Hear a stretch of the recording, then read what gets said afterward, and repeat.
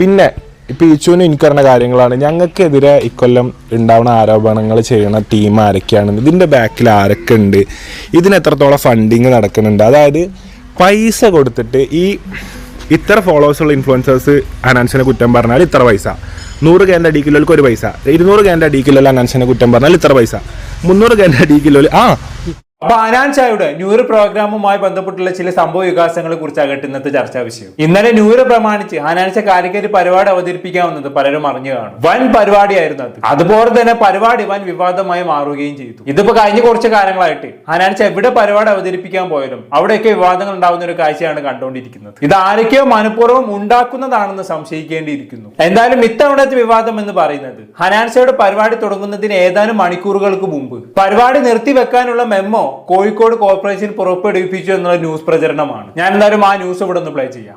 YouTuber ഹനാൻ ഷായുടെ പുതുവത്സരാഘോഷ പരിപാടിക്ക് stop memo നൽകിയിരിക്കുകയാണ് കോഴിക്കോട് കോർപ്പറേഷൻ. ഇന്ന് വൈകിട്ട് കാലിക്കറ്റ് ട്രേഡ് സെന്ററിൽ വെച്ച് നടക്കുന്ന പരിപാടിക്കാണ് സ്റ്റോപ്പ് മെമ്മോ നൽകിയിരിക്കുന്നത്. സംഘാടകർ വിനോദ നികുതി അടയ്ക്കാത്തതിനെ തുടർന്നാണ് കോർപ്പറേഷൻ സെക്രട്ടറിയുടെ ഉത്തരവ്. സലാം മുഹമ്മദ് ഉണ്ട് വിവരങ്ങൾ നൽകാനായി. സലാം, ആദ്യം ആ വാർത്ത കണ്ടപ്പോൾ കരുതിയത് ഏതെങ്കിലും തരത്തിലുള്ള സെക്യൂരിറ്റി റീസൺസ് കൊണ്ടായിരിക്കും, അതുകൊണ്ടല്ല വിനോദ നികുതി അടയ്ക്കാതെ പരിപാടി നടത്താനുള്ള നീക്കത്തിനാണ് കോർപ്പറേഷൻ തടയിട്ടതെന്ന് മനസ്സിലാകുന്നു. എന്താണ് വിവരങ്ങൾ?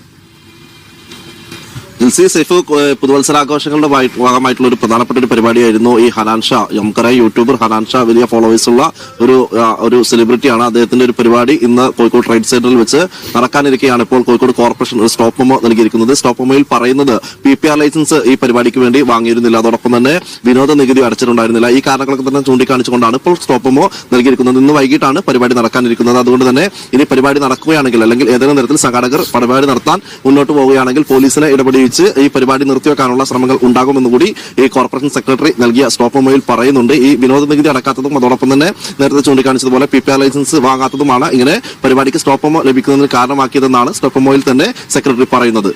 അപ്പൊ പരിപാടി എന്തെങ്കിലും കാരണവശാൽ നടത്താൻ ഉദ്ദേശിക്കുകയാണെങ്കിൽ പോലീസിനെ ഇടപെടിപ്പിച്ച് പരിപാടി നിർത്തിക്കാനുള്ള ഒരു നീക്കത്തിലാണ് കോഴിക്കോട് കോർപ്പറേഷൻ എന്നൊക്കെയാണ് ന്യൂസിൽ പറയുന്നത്, അല്ലെ? നമുക്കറിയാം, 1-2 മാസങ്ങൾക്ക് മുമ്പ് ഹനാൻ ഷാ ഗൾഫിൽ പോയൊരു പരിപാടി അവതരിപ്പിച്ചിട്ടുണ്ടായിരുന്നു. അന്ന് സിസ്റ്റം പോരാ, മൈക്ക് മോശമാണെന്നൊക്കെ പറഞ്ഞുകൊണ്ട് ഹനാൻ ഷാ അന്ന് പരിപാടി അവതരിപ്പിക്കാതെ തിരിച്ചിങ്ങോട്ട് വന്നു. ഓൾറെഡി അതുമായി ബന്ധപ്പെട്ട് ഹനാൻ ഷാക്ക് നല്ലൊരു പബ്ലിക് ഹൈറ്റ് നിലനിൽക്കുന്നുണ്ട്. ആ ഒരു വേളയിൽ ഹനാൻ ഷാൻ ഈ പരിപാടിയും കൂടി മുടങ്ങി പോയി കഴിഞ്ഞാണെങ്കിൽ ഉറപ്പായിട്ടും ഹനാൻ ഷാൻ ഇവിടുത്തെ ആൾക്കാർ എടുത്ത് ഏറിക്കയറ്റും, അതിൽ യാതൊരു സംശയവും വേണ്ട. പക്ഷെ എന്തോ ഭാഗ്യവശാൽ ഈ ന്യൂസിൽ പറയുന്ന പോലെ ഒന്നും സംഭവിച്ചില്ല. പരിപാടി അടിപൊളിയായിട്ട് നടന്നു. പരിപാടി കഴിഞ്ഞു വന്നതിന് ശേഷം ഹനാൻ ഷാ എന്താക്കിയെന്ന് അറിയോ? ഈ ന്യൂസിന് താഴെ കൊണ്ടുപോയി ഒരു കമന്റ് വിട്ടു. ആ കമന്റ് ഇങ്ങനെയാണ്: പരിപാടി നടന്നു, താങ്ക്സ് എന്നുള്ളത്. അപ്പൊ പരിപാടി ഒരു കാരണവശാലും നടക്കില്ല, നടന്നു കഴിഞ്ഞാണെങ്കിൽ പോലീസിനെ ഇടപെടിപ്പിച്ച് നിർത്തിക്കുമെന്നൊക്കെ പറഞ്ഞ് പ്രചരണം നടത്തിയ ന്യൂസുകാരൻ ആരായി? അതന്നെ. ഇനി അതിനിടയിൽ പറയാൻ വിട്ടുപോയൊരു കാര്യം എന്താണെന്ന് വെച്ചാണെങ്കിൽ, ഇവിടെ പാട്ടുകാരനായിട്ടുള്ള ഹനാൻ ഷായെ ഇവിടെ ന്യൂസുകാർ പരിചയപ്പെടുത്തുന്നത് യൂട്യൂബർ ഹനാൻ ഷാ എന്നുള്ളതാണ്. അതെല്ലാരും ശ്രദ്ധിച്ച് കാണുമെന്ന് വിചാരിക്കുന്നു. ഇനി ശ്രദ്ധിക്കാത്തവർക്ക് വേണ്ടി ഞാൻ അതൊന്നുകൂടെ ഒന്ന് പ്ലേ ചെയ്ത് കാണിച്ചു തരാം. യൂട്യൂബർ ഹനാൻ ഷായുടെ പുതുവത്സരാഘോഷ പരിപാടിക്ക് സ്റ്റോപ്പ് മെമ്മോ നൽകിയിരിക്കുകയാണ്. കേട്ടല്ലോ, യൂട്യൂബർ ഹനാൻ ഷാ എന്നും പറഞ്ഞാണ് ഇവർ ഹനാൻ ഷായെ പരിചയപ്പെടുത്തുന്നത്. ശരിക്കും അങ്ങനെയാണോ? ആക്ച്വലി ഇവിടെ ഹനാൻ ഷാ ബേസിക്കലി അറിയപ്പെടുന്നത് ഒരു സിംഗർ ആയിട്ടാണ്. പിന്നെ കോഴിക്കോട് ഹനാൻ ഷാ അവതരിപ്പിക്കാൻ പോകുന്നതും പാട്ട് പരിപാടിയാണ്, അല്ലാണ്ട് വ്ളോഗ് അല്ല. നേരെ സ്റ്റേജിലേക്ക് കയറി പോയി ക്യാമറ ഓൺ ആക്കി, ഹലോ ഗായ്സ്, ഇത് നമ്മൾ കോഴിക്കോടാണുള്ളത്, ന്യൂ ഇയറിന് വന്നതാണെന്നും പറഞ്ഞ് വ്ളോഗ് എടുക്കാൻ പോയി ചങ്ങായി അല്ലേ പറയുന്ന ഹനാൻ ഷാ. അവനവിടെ പാട്ട് പരിപാടി അവതരിപ്പിക്കാൻ പോയതാണ്. മാത്രമല്ല, ഇപ്പൊ ബേസിക്കലി ഒരുപാട് സിനിമകളിൽ ഇപ്പൊ ഹനാൻ ഷാ പാടി, അല്ലേ? 10ഓളം സിനിമകൾക്ക് മുകളിൽ ഹനാൻ ഷാ പ്ലേ ബാക്ക് സിംഗർ ആയിട്ട് പാടിയിട്ടുണ്ട്. അപ്പൊ അങ്ങനെ വരുമ്പോൾ ഒരു സിംഗർ എന്ന നിലയിൽ അത്യാവശ്യം എസ്റ്റാബ്ലിഷ്ഡ് ആയിട്ടുള്ള ഒരു വ്യക്തിയാണ് ഈ പറയുന്ന ഹനാൻ ഷാ. അതിന്റെ കൂട്ടത്തിൽ പുള്ളിക്കാരൻ വ്ളോഗും കൂടി ചെയ്യുന്നുണ്ട് എന്ന് മാത്രം. പക്ഷെ എന്നിട്ട് പോലും ഇവിടെ ന്യൂസുകാർ പാട്ടുകാരൻ ഹനാൻ ഷാ അല്ലെങ്കിൽ സിംഗർ ഹനാൻ ഷാ എന്ന് പറയാതെ എന്താണ് പറഞ്ഞിട്ടുള്ളത്? യൂട്യൂബർ ഹനാൻ ഷാ എന്നുള്ളതാണ്, അല്ലെ? എന്തിനാണ് ഇങ്ങനെ പറയുന്നത്? ഇത് കഴിഞ്ഞ കുറച്ച് കാലങ്ങളായി ന്യൂസുകാർ ഫോളോ ചെയ്യുന്ന ഒരു അജണ്ടയുടെ ഭാഗമാണ്. അങ്ങനെ തന്നെ പറയേണ്ടിയിരിക്കുന്നു. ഈ അത്യാവശ്യം സെലിബ്രിറ്റി ഫേസ് ഉള്ള ഈ സോഷ്യൽ മീഡിയയിൽ തന്നെ അത്യാവശ്യം ആക്റ്റീവ് ആയിട്ടുള്ള ഒരാൾ, ആ വ്യക്തിക്ക് യൂട്യൂബ് ചാനൽ ഇല്ലെങ്കിൽ പോലും അവരുമായി ബന്ധപ്പെട്ട് എന്തെങ്കിലും വിവാദം വന്നു കഴിഞ്ഞാണെങ്കിൽ അവരെ ന്യൂസുകാർ പരിചയപ്പെടുത്തുന്നത് യൂട്യൂബർ എന്ന ടാഗ്ലൈന് കൊടുത്തിട്ടായിരിക്കും. അത് മനഃപൂർവ്വം കൊടുക്കുന്നതാണ്. ഈ അടുത്ത കാലത്ത് കാന്താരന്മാരുടെ ഒരു ഇഷ്ട താരമായിട്ടുള്ള ഒരുത്തൻ ഉണ്ടായിരുന്നല്ലോ, മോശന കേസിൽ അറസ്റ്റിലായിട്ടുള്ള ഒരുത്തന്, ഈ മീശക്കാരൻ വിനീത് എന്ന് പറഞ്ഞുകൊണ്ട്.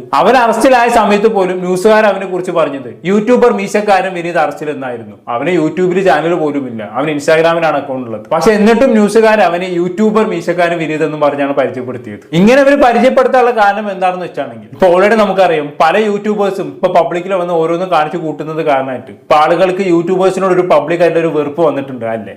യൂട്യൂബേഴ്സ് എന്ന് കേൾക്കുമ്പോൾ എന്നൊരു മനോഭാവമാണ് ഇപ്പൊ പലർക്കും. അപ്പൊ അത്തരം ഒരു സാഹചര്യത്തിൽ ഈ സോഷ്യൽ മീഡിയയിൽ അത്യാവശ്യം ആക്റ്റീവ് ആയിട്ടുള്ള ഒരാളുമായി ബന്ധപ്പെട്ടുള്ള ന്യൂസ് വരുമ്പോൾ അവർക്ക് യൂട്യൂബർ എന്നൊരു എന്നൊരു ടാഗ് ലൈൻ നൽകി കഴിഞ്ഞാണെങ്കിൽ അവരെ കുറെ ആളുകൾ കമന്റ് ബോക്സിൽ വന്നങ്ങ് തെറി വിളിക്കും. സ്വാഭാവികമായിട്ടും ആ ന്യൂസ് ക്ലിപ്പിന് എൻഗേജ്മെന്റ് കൂടും, ഇവർക്ക് അത്യാവശ്യം റീച്ചും കിട്ടും. അതിനുവേണ്ടി ഇവർ മനഃപൂർവ്വം കൊടുക്കുന്നതാണ് യൂട്യൂബർ എന്നുള്ള ടാഗ് ലൈൻ. എന്തൊരു കാഞ്ഞ ബുദ്ധിയാണല്ലേ ഈ ന്യൂസുകാർക്ക്. എന്തായാലും ഞാനിത് കൂട്ടത്തിൽ പറഞ്ഞെന്നുള്ളൂ കേട്ടോ. എനിവേ, ഞാൻ നേരത്തെ പറഞ്ഞ പോലെ തന്നെ പരിപാടി ഗംഭീരമായിട്ട് നടന്നു. ഇനി ഹനാൻഷയുടെ പരിപാടി നടന്ന സ്ഥലം ഒരുവിധം എല്ലാവർക്കും അറിയുമായിരിക്കും. കാലിക്കറ്റ് ട്രേഡ് സെന്റർ ആണ്. കോഴിക്കോടുള്ള ഒരാൾക്കും കാലിക്കറ്റ് ട്രേഡ് സെന്റർ എന്താണെന്നുള്ളത് ഞാൻ പ്രത്യേകിച്ച് പരിചയപ്പെടുത്തി തന്നെ ആവശ്യമില്ല. കോഴിക്കോടിനെ തന്നെ ഏറ്റവും വലിയ പാർട്ടി ഹാളാണ് ഈ പറയുന്ന കാലിക്കറ്റ് ട്രേഡ് സെന്റർ. അവിടെ വെച്ചൊരു പരിപാടി നടത്തണം എന്നുണ്ടെങ്കിൽ മിനിമം ഒരു 10 ലക്ഷം റുപ്യെങ്കിലും കൊടുക്കണം വാടക ആയിട്ട്. അത്രയും വിസ്തീർണമുള്ള ഒരു ഹാളാണ് ഇത്. അറ്റ് എ ടൈം നമുക്ക് 10,000 12,000 ആൾക്കാരെ നമുക്ക് ഉൾക്കൊള്ളിച്ചുകൊണ്ട് ഒരു പരിപാടി ഇവിടെ നടത്താൻ പറ്റും. അതുകൊണ്ട് തന്നെ അവിടെ വെച്ചൊരു പരിപാടി നടത്തുമ്പോൾ അവിടെ വരേണ്ട ചെലവ് എന്ന് പറയുന്നത് എന്തായാലും 50 ലക്ഷത്തിന് മുകളിൽ വരും. അത്രയും മുടക്കി ഒരു പരിപാടി നടത്തി അത് മുടങ്ങി കഴിഞ്ഞാണെങ്കിൽ സംഘാടകർക്ക് ഉണ്ടാവുന്ന നഷ്ടം എത്രത്തോളാണെന്ന് നിങ്ങളൊന്ന് ആലോചിച്ച് നോക്കി. നമ്മളൊക്കെ ചിന്തിക്കാവുന്നതിൽ അപ്പുറമായിരിക്കും. എന്തായാലും പരിപാടി ഗംഭീരമായി നടന്നെങ്കിൽ കൂടിയും പരിപാടിയുടെ ദിവസം വൈകുന്നേരം കുറച്ച് ആൾക്കാർ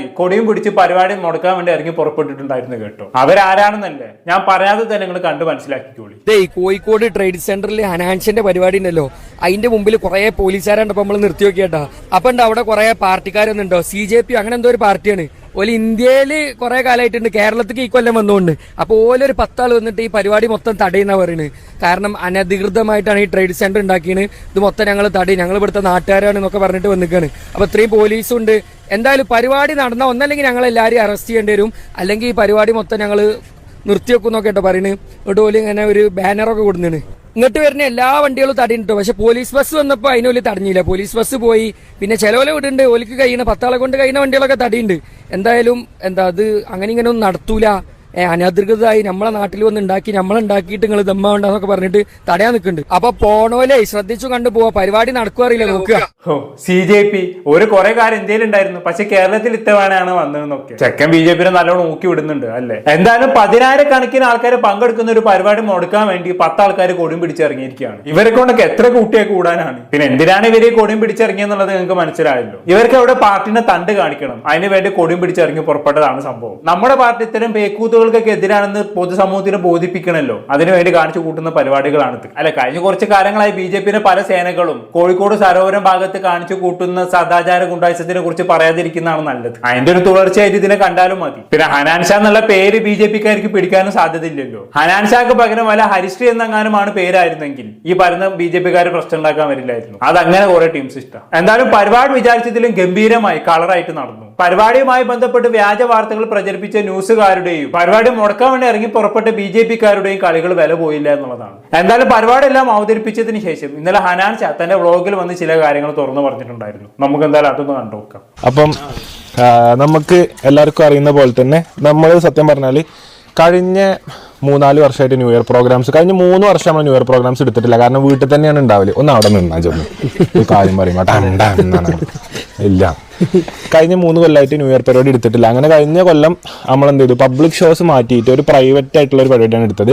പക്ഷേ ഇക്കൊല്ലം അങ്ങനെ ഒരുപാട് കാലത്തിന് ശേഷം, കാരണം മുമ്പ് എനിക്ക് കാലിക്കറ്റ് ബീച്ചിൽ അല്ലെങ്കിൽ പരിപാടി വെച്ച സമയത്ത് എനിക്ക് കുറച്ച് ബുദ്ധിമുട്ടുകൾ നേരിടേണ്ടി വന്നിട്ടുണ്ട്, ചില പ്രശ്നങ്ങൾ നേരിടേണ്ടി വന്നിട്ടുണ്ട്. വേറെയും പല സ്ഥലത്തും കുറച്ചായിട്ട് എവിടെ നമ്മൾ പരിപാടിക്ക് പോവുകയാണെങ്കിലും നമ്മളങ്ങനെ ഇടങ്ങേറാക്കാൻ കുറച്ച് ആൾക്കാരുള്ള പോലെ തോന്നുന്നുണ്ട്. ഉള്ള പോലെ അല്ല, ഇപ്പം സത്യം പറഞ്ഞാൽ ഇങ്ങോട്ട് കയറിക്ക്. അപ്പം അതുള്ളത് തന്നെയാണ് അതിൻ്റെ ബാക്കിൽ കുറച്ച് ആൾക്കാർ നിരന്തരമായിട്ട് പ്രവർത്തിക്കുന്നുണ്ടെന്ന് അറിയാം. അപ്പോൾ അതിന് യാതൊരു സ്ഥിരചര്യകൾക്ക് യാതൊരു മാറ്റവും വരുത്താതെ ഇന്നലെ നമ്മൾ ന്യൂ ഇയറിൻ്റെ പരിപാടി സെറ്റിട്ട് ടിക്കറ്റ്സ് ഒരു 70% സെല്ല് ചെയ്ത് ആൾക്കാർ മൊത്തം കൊച്ചിയിൽ നിന്ന് വന്നവരുണ്ട്, പരിപാടിക്ക് തൃശ്ശൂരിൽ നിന്ന് വന്നവരുണ്ട്, കാസർഗോഡ് നിന്നും കണ്ണൂരിൽ നിന്നും വന്നവരുണ്ട്. അപ്പോൾ ഇവിടെ നിന്നൊക്കെ ആൾക്കാർ ടിക്കറ്റ് എടുത്ത് ട്രാവൽ ചെയ്ത് വരുന്ന ആൾക്കാർ ഉണ്ടായിട്ട് ഓൾറെഡി ഒരു നേരത്തെ കൂടി അറിയിപ്പ് കൊടുക്കാതെ കറക്റ്റ് രാവിലെ, അതായത് മോർണിംഗിൽ നമുക്കൊരു സ്റ്റോപ്പ് മെമ്മോ കിട്ടി. അപ്പോൾ ഞാൻ ആ സ്റ്റോപ്പ് മെമ്മോ കണ്ടിട്ടാണ് എണീക്കണത്. പരിപാടി നടക്കൂല, എല്ലാവരും നിന്നെ വിളിച്ചു പറയുന്നത് പരിപാടി നടക്കൂല, ഞങ്ങൾ ടിക്കറ്റ് എടുത്തു. ഞാൻ ആണോ, ഞാൻ നോക്കട്ടെ. ഇന്നലെ രാത്രി ഞാൻ കടന്നുറങ്ങുമ്പോൾ വരെ പരിപാടി നടക്കും, ഞാൻ സെറ്റ് ലിസ്റ്റ് ഇട്ടിട്ടാണ് കടന്നത്.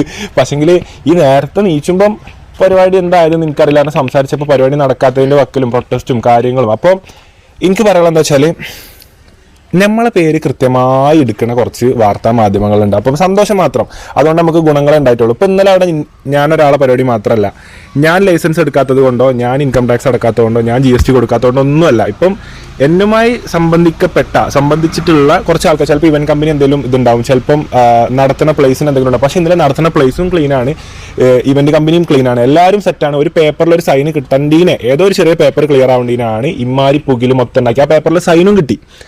സൈനും കിട്ടി, ഫുൾ ക്ലിയർ ആയി. എന്നിട്ടും ചില പ്രത്യേക ആൾക്കാർ ഇങ്ങനെ പ്രശ്നങ്ങൾ ഉണ്ടാക്കാൻ തോന്നുന്നു. എന്തായാലും എല്ലാവരോടും പെർമിഷന്റെ പുറമെ കോർട്ട് ഓർഡർ അടക്കം ഒരു എടുത്തു വെച്ചിട്ടാണ് പരിപാടി നടത്തുന്നത്. ഇത്രേ ഉള്ളൂ. അപ്പൊ എന്നിട്ടും നമ്മളെ തന്നെ പേഴ്സണലി ഇപ്പൊ വാർത്തയിൽ അറിയാം, ഇന്നലെ അത്രയും ആൾക്കാർ അവിടെ പെർഫോം ചെയ്തിട്ട് ആരെ പേരും അതിലില്ല. ആ സ്ഥലത്തിന്റെ പേരവിടെ പറയണില്ല, ആ ഏരിയന്റെ പേരവിടെ പറയണില്ല, ആ ഇവന്റ് കമ്പനീന്റെ പേരവിടെ അല്ല. അവിടെ എല്ലാവർക്കും യൂട്യൂബർ ഹനാൻഷ. അല്ല, അങ്ങനെ അവർ പറഞ്ഞതിൽ ഞാൻ തെറ്റൊന്നും കാണുന്നില്ല. കാരണം അവിടെ ഉള്ളതിൽ വെച്ച് ഏറ്റവും ഫേമസ് ആയിട്ടുള്ള വ്യക്തി എന്ന് പറയുന്നത് ഹനാൻഷ തന്നെയാണ്. അപ്പൊ ഹനാൻഷന്റെ പരിപാടി എന്നും പറഞ്ഞ് ന്യൂസ് കൊടുക്കുന്നതിൽ വലിയ തെറ്റൊന്നും ഞാൻ ഇതുവരെ കാണുന്നില്ല. ഒന്നും വേണ്ട, ഇവിടെ ഹനാൻഷ കൂടാതെ വേറെ ആരൊക്കെയോ പരിപാടി അവിടെ അവതരിപ്പിച്ചിട്ടുണ്ടെന്നാണ് ഹനാൻഷ പറയുന്നത് അല്ലേ. അത് ആരൊക്കെയാണെന്നുള്ളത് നമുക്കൊന്ന് നോക്കാം. ആദ്യമായിട്ടുള്ളത് ഒരു Samju zag 30 minute high energy opening. ആദ്യത്തെ 30 മിനിറ്റ് ഓന്റെ പരിപാടിയായിരുന്നു. ആരാണ് ഈ സഞ്ജു സാങ് എന്നുള്ളത് എനിക്കറിയൂല. പിന്നെ അത് കഴിഞ്ഞിട്ടോ SD-EK എന്റെ അറിവുശാല, ഇവരെയും കുറിച്ച് എനിക്ക് വലിയ അറിവില്ല. അത് കഴിഞ്ഞായിരുന്നു ഹനാൻഷയും ബ്രാൻഡിനും പരിപാടി. പിന്നെ അത് കഴിഞ്ഞ അർജുൻ കിഡ്സിന്റെ പരിപാടി ഉണ്ട്, അവരെനിക്ക് കുറച്ചൊക്കെ അറിയാം. മറ്റേ അടുത്ത് ഫേമസ് ആയ ഒരു പാട്ടുണ്ടല്ലോ, നിന്നെന്തുകൊണ്ട് കുഴി കണ്ടപ്പോ ഇടനെഞ്ചിൽ മുഞ്ചുള്ള രാത്രി, ആ പാട്ട് പാടിയ ചങ്ങായി തന്നെ. പക്ഷെ അർജുനെ സംബന്ധിച്ചിടത്തോളം കയറി വരുന്ന ഒരു വ്യക്തിയാണ് അല്ലെ, ഹനാൻഷയോട് അത്ര ഫെയിം അല്ല. അപ്പൊ മൊത്തത്തിൽ നോക്കുന്ന സമയത്ത് ഇന്നലെ പരിപാടി അവതരിപ്പിച്ചവരിൽ ഏറ്റവും ഫെയിം ആയിട്ടുള്ള വ്യക്തി ആരാണ്? ഹനാൻഷ തന്നെയാണ്. ഒന്നും വേണ്ട, അവിടെ പരിപാടി കാണാൻ വന്നവരിൽ 99% ആളുകളും വന്നത് ഹനാൻഷ അവിടെ പരിപാടി അവതരിപ്പിക്കുന്നുണ്ടെന്ന് അറിഞ്ഞിട്ടാണ്. അപ്പൊ പിന്നെ ഈ പരിപാടിയുമായി ബന്ധപ്പെട്ടുള്ള ന്യൂസ് കൊടുക്കുന്ന സമയത്ത് ഹനാൻഷന്റെ പരിപാടി എന്നും പറഞ്ഞ് ന്യൂസ് കൊടുക്കുന്നതിൽ ഇപ്പൊ എന്താ തെറ്റ്? അതിൽ ഞാനൊരു തെറ്റും കാണുന്നില്ല. എന്തായാലും ബാക്കി കണ്ടോക്കാം.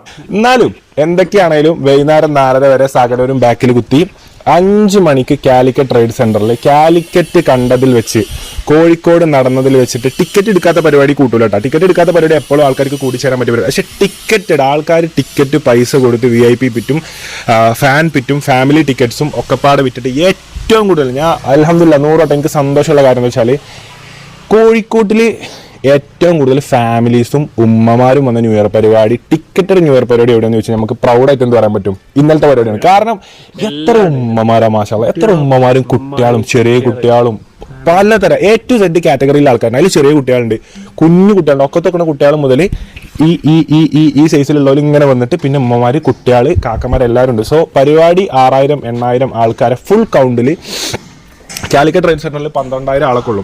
അതിലൊരാൾക്ക് നിൽക്കാൻ ഗ്യാപ്പില്ലാതെ ഫില്ല് ചെയ്തിട്ടാണ് ആ പരിപാടി നടന്നത്. അത് എന്റെ പരിപാടിക്ക് കിട്ടുന്ന ഒരു അഡ്വാൻറ്റേജ് ആണ് കേട്ടോ. നമുക്കറിയാം സാധാരണ ഇങ്ങനെ നടക്കുന്ന കൺസേർട്ടുകൾക്കൊന്നും പ്രായമുള്ള ഉമ്മമാര് വരാറില്ല. സാധാരണ ഫുൾ യൂത്ത് ആണ് ഉണ്ടാവാറുള്ളത് അല്ലെ. പക്ഷെ ഹനാൻഷ ഒരു പരിപാടി അവതരിപ്പിക്കുന്ന സമയത്ത് അവിടെ യൂത്തിനൊപ്പം തന്നെ ഇതുപോലുള്ള ഉമ്മമാരും വരുമോ എന്നുള്ളതാണ്. ഇപ്പൊ നിങ്ങളൊന്ന് ആലോചിച്ച് നോക്കി, ഹനാൻഷയെ പോലെ തന്നെ ഇതുപോലെ പരിപാടികൾ വെക്കുന്ന ഇഷ്ടംപോലെ ആൾക്കാരുണ്ട്. വേടനുണ്ട്, ഫെജോ ഉണ്ട്.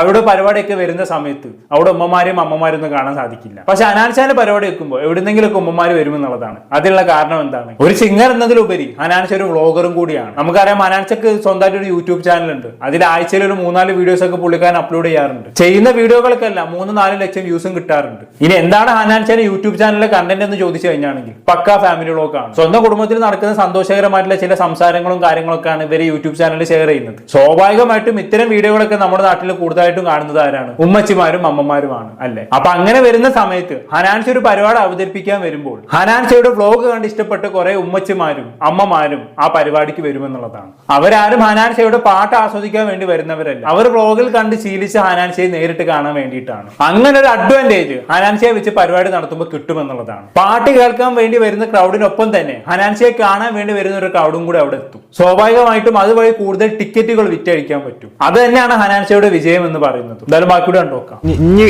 ഇൻഷാ അല്ലാഹ് ഇക്കൊല്ലം റിലീസ് ആകാൻ പോകുന്നതൊക്കെ പുതിയ ട്രാക്സ് ഈ മാസം വരാണ്ട് ജനുവരി, ഫെബ്രുവരി, മാർച്ച് ഓരോ മാസത്തിൽ ഓരോ പാട്ട് അല്ലെങ്കിൽ 2 ദിവസം പാട്ട് വെച്ചിട്ട് ഇപ്പോഴത്തെ ഒരു അവസ്ഥയിൽ വരാനുണ്ട്. അപ്പോൾ എന്തായാലും അത് നല്ല രീതിയിലാവട്ടെ. അത് പാടാനും ആൾക്കാർക്ക് ഇഷ്ടപ്പെടാനൊക്കെ ഉള്ള ഒരു ആവതും ആയുസൊക്കെ ഉണ്ടാവട്ടെ എന്ന് പ്രാർത്ഥിക്കും.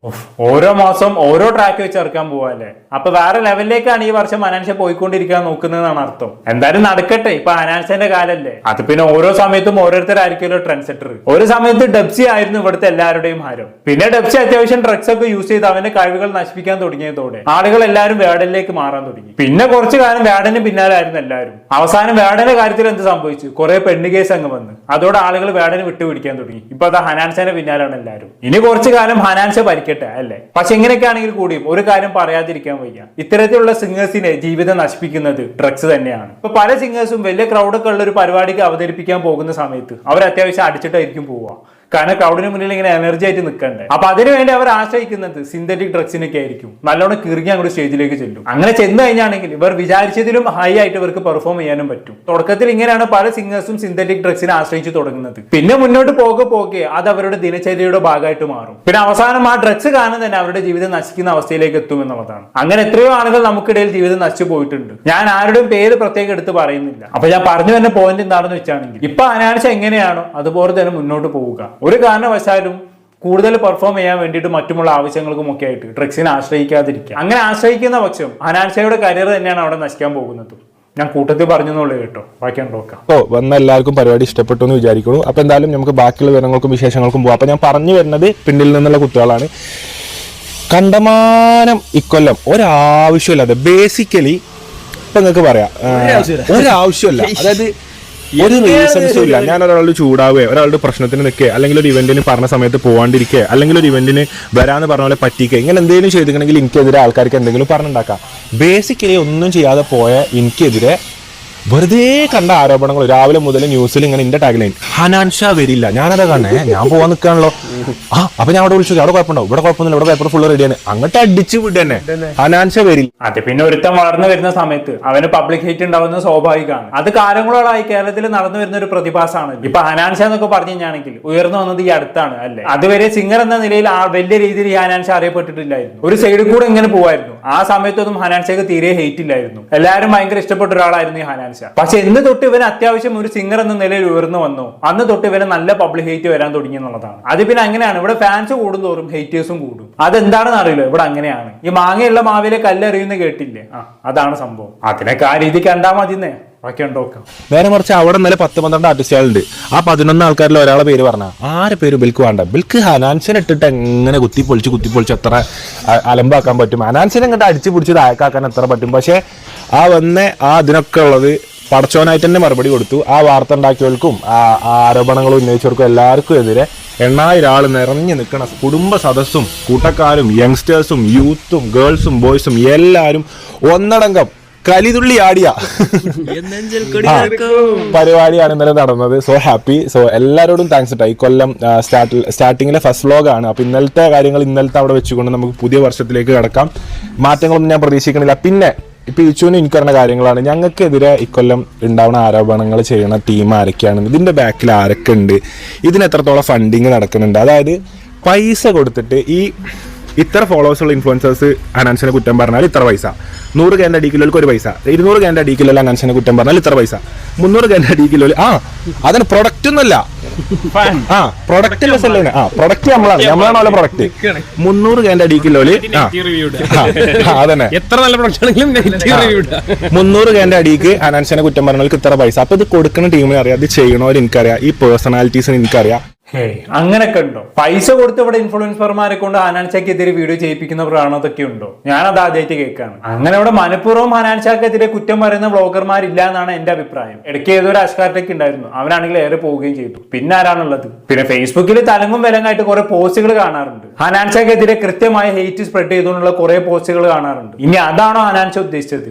അതാവാൻ സാധ്യതയില്ല. ഇനി ഇത്രയും പറഞ്ഞ് ചിന്തിക്ക്, ആരാണോ ഹനാൻഷയ്ക്ക് എതിരെ പറയാൻ വേണ്ടി ഫണ്ട് ചെയ്യുന്നത്? ഇനി വല്ല BJP-കാരോ മറ്റോ ആണോ? അല്ല, ഹനാൻഷനെ പരിപാടി നടന്ന വേദിയിൽ ഹനാൻഷന്റെ പരിപാടി മുടക്കാൻ വേണ്ടി കൊടിയും കുത്തിപ്പോക്കി ഇറങ്ങിയ ടീമല്ല അത്. എന്തായാലും ഇതുവരെ എനിക്ക് കിട്ടിയ റിപ്പോർട്ട് അനുസരിച്ച് ഇങ്ങനെ ഫണ്ടിങ്ങും കാര്യങ്ങളൊന്നും നടക്കുന്നില്ല എന്നുള്ളതാണ്. ഇനി നടക്കുന്നുണ്ടെങ്കിൽ തീർച്ചയായിട്ടും അവരെ വെളിച്ചത്ത് കൊണ്ടുവരണം, അതിൽ യാതൊരു സംശയവും വേണ്ട. എന്തായാലും ബാക്കിയുടെ കണ്ടോക്കാം. പക്ഷെങ്കിൽ എനിക്ക് ഇവരോടൊക്കെ പറയാനുള്ള വെച്ചാല് ലൂസിഫറിൽ മോഹൻലാൽ പറഞ്ഞൊരു ഡയലോഗാണ്. അപ്പൊ അത് ഇതിൽ പബ്ലിക്കിൽ പറയാൻ പറ്റില്ല. പക്ഷെ മനസ്സിലായിട്ടുണ്ടാവും ഓരതല്ല ഇന്റത്. മനസ്സിലായില്ലേ? സിനിമ പറഞ്ഞേ എന്താ മറ്റേ അറ്റം വരെ സോറി